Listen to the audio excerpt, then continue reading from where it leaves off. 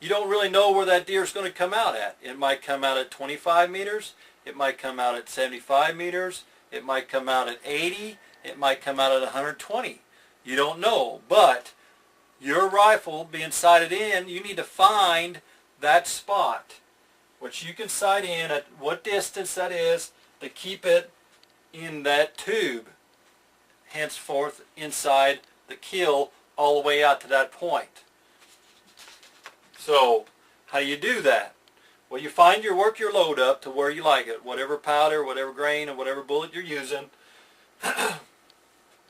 And you're just going to start shooting at all different various types of distances.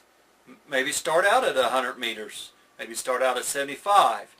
Come back to 50, come back to 25, go out to 100, and just play around in there and make sure if you're aiming dead center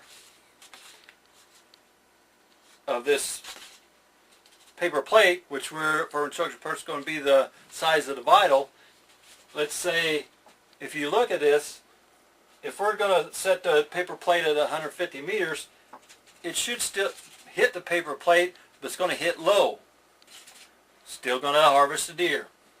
You're going to come back here maybe 75 or 50 meters, and where's that bullet going to strike at? It's going to strike at the top. Still going to be in the vitals, still going to harvest the deer. So this is the things that you need to take in consideration of how far out you're really going to push yourself.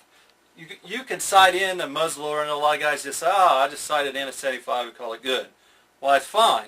But what if that deer is out further than 75? What if it is 150? Do you know that you're capable, if you hold dead on, if you're going to still harvest that deer? No. This is a type of knowledge that's going to get you more proficient out there in the woods. Okay, let's take an effect something like archery equipment.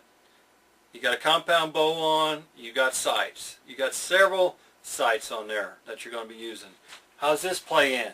All right, your first pin, you're going to determine at what point, like I said, it's trial and error at first till you figure out what distance you're going to zero in at. Some people just set up at 10 yards, 20 yards, 30 yards, and 40 yards if you got 4 pins. Well, you may be able, by using this concept, you may be able to stretch that first pin out to maybe 15, 18 yards. Determine where the flight of that arrow flies in your kill zone and keep it in that imaginary tube so that this distance may now be, maybe, depending on what type of bow you got, this might be 25 meters. So your first pin, instead of sighting in at 10 and guessing between 10 and 20 and on down that way, is you know that, hey, my first pin, if I aim dead center of that chest of that deer, that arrow is going to strike all the way into the kill zone, all the way out to 25 meters, hypothetically. The next pin is going to be set up so that you're going to try and stretch it out a little further. So you want to pick up that second pin from that point on and keep working out longer and longer and longer. And keep doing this till you run out of pins set up, or till you get further out than what you're capable of shooting.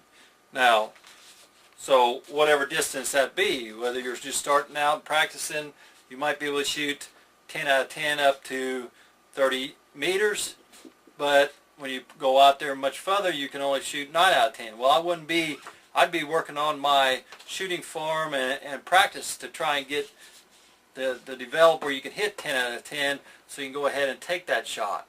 If you're not shooting 10 out of 10 shots in the vitals at that known distance, don't take that shot. That's an inhumane shot. You may end up wounding that animal.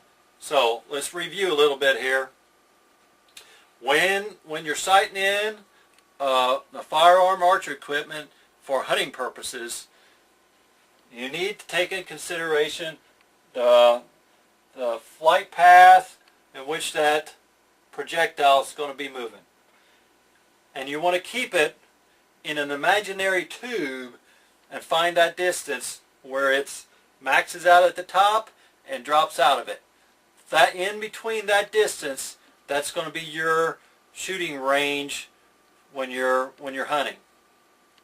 Now, when you're using archery equipment and you got multiple pins, you're just going to keep stacking on. You're going to find the distance of where that arrow drops, hits the top of the tube and drops out with the first pin, and then you're going to, at that distance that it drops out, you're going to set up your second pin to build up on where it hits the top of the tube and drops out, and that's your next pin's located where you're going to set up at. So you're just going to keep building on that distance right there. Well, I hope you find this video useful in helping getting your firearm or archery equipment set up for hunting situations. So with that, catch you out in the woods.